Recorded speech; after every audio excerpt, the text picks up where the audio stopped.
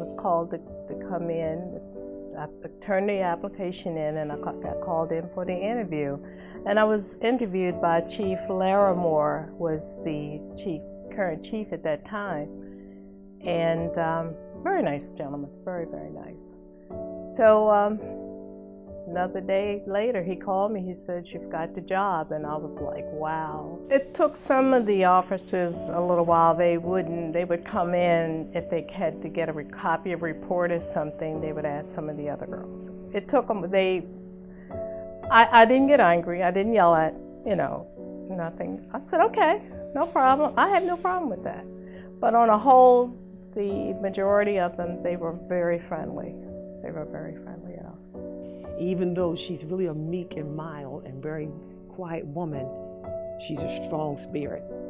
And so I think that she knew that it was bigger than her.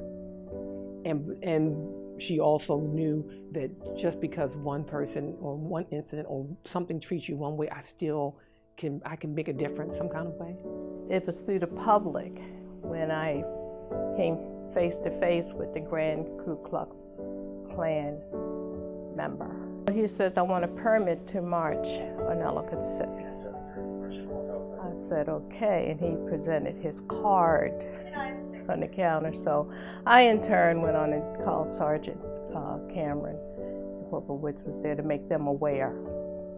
So he left the building, and some time had passed, and then it began to really touch my family. I was still single at that time, and I was living at home with my parents. And we got a phone call, and he said that they were going to burn a cross in our yard because I lived here in Howard County.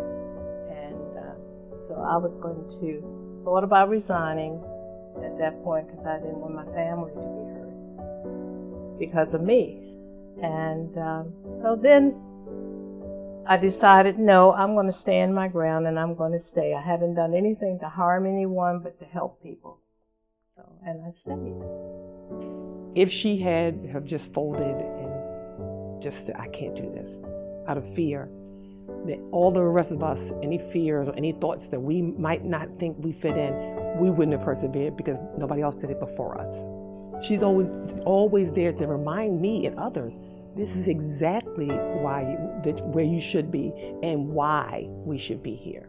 I think sometimes there's a purpose in all our lives. And for me, I think God put me here. Because something drew me here to be here.